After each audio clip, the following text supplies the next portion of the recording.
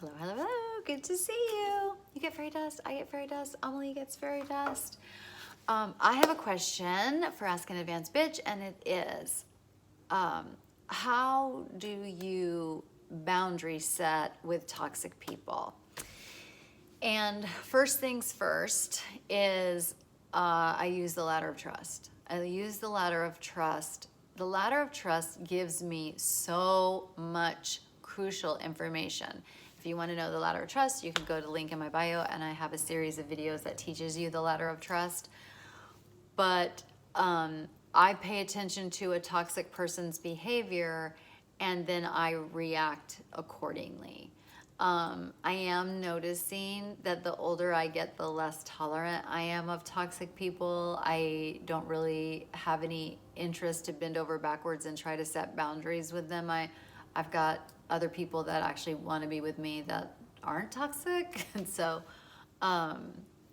so it really is about, this seems very silly, but it's just like, I have to find out what I am, how I am, what control do I have over the situation, and then observe the other person's behavior with a ladder of trust.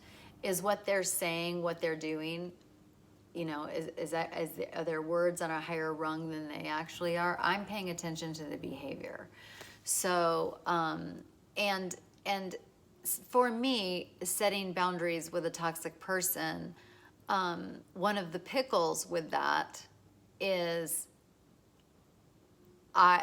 if you ask a toxic person that you need to set a boundary, that is going to set them off. It's going to set them off. How dare you? So all of my boundaries are lived boundaries. I just make my choices. And so let's say that I go to a meeting and there's a person that I've befriended, and I started having coffee with them before the meeting. And so, but then I noticed that there was some toxicity there. There was some bait and switch. There was some, always being late, or there was some sort of, something's going on, or just like a dig every now and then, or, anything like that. So guess who's going to be too busy to go to that coffee? Me. Like, I'm not going anymore. I'm not doing that. And then with that person, I would just say, like, my schedule changed, which it did, and I'm going to just go to the meeting and I'll meet you there. And then I'm just going to spend less time around that person, and then just let that just fade away. But I'm not going to say, hey, oh yeah, go get your coffee. Okay, just need to set a boundary with you. I need you to be on time. Like, I'm not doing that. Like, and also they won't do it.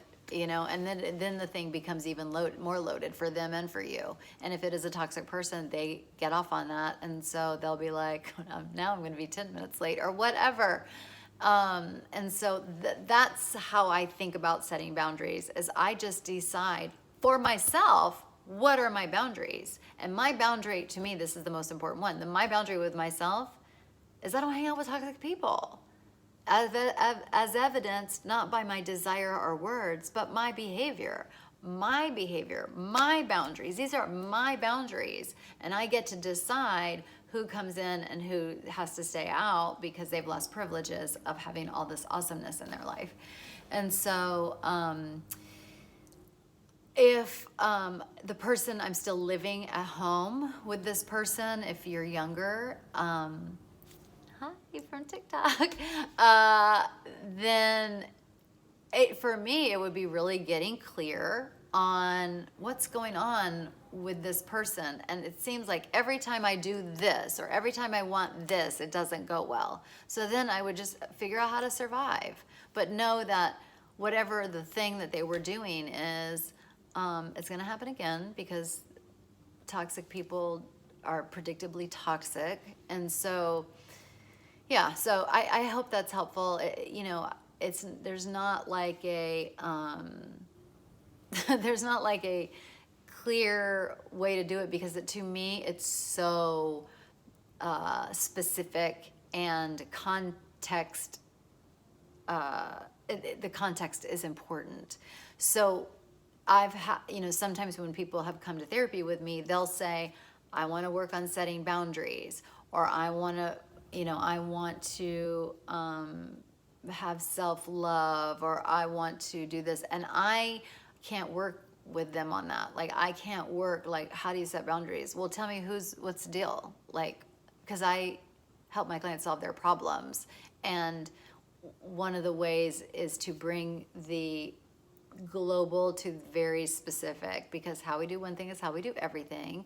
And so if they tell me like they're having a boundary with their dad or with their boss, whatever, we're going to learn from that situation. And then that's also going to give me the information of what they might be doing to unwittingly create this problem or participate in the problem or whatever. It's not always the case. Sometimes you're just being abused and there's nothing to do about that than to leave or to, figure out what other boundaries that you need to have, because it's not okay to be abused.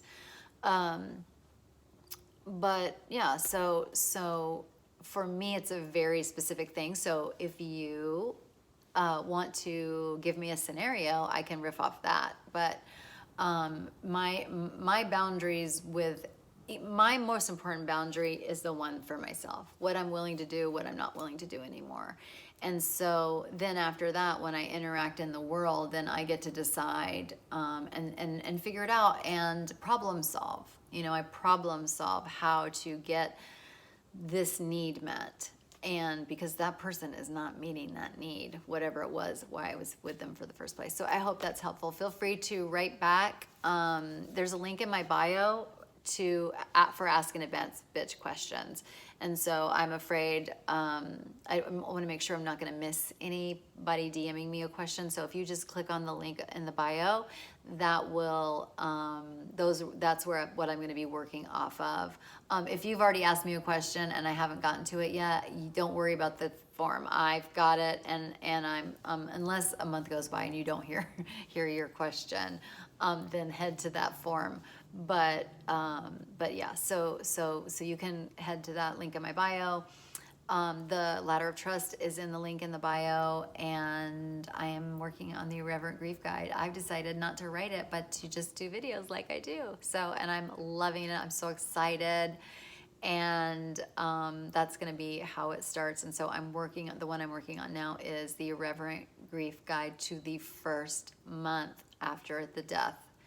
And so, or the loss. And so I'm really, really, really excited. That should be up like within the week. Like, I'm so excited. It's so good. It's so fun. Anyway, so I hope that's helpful.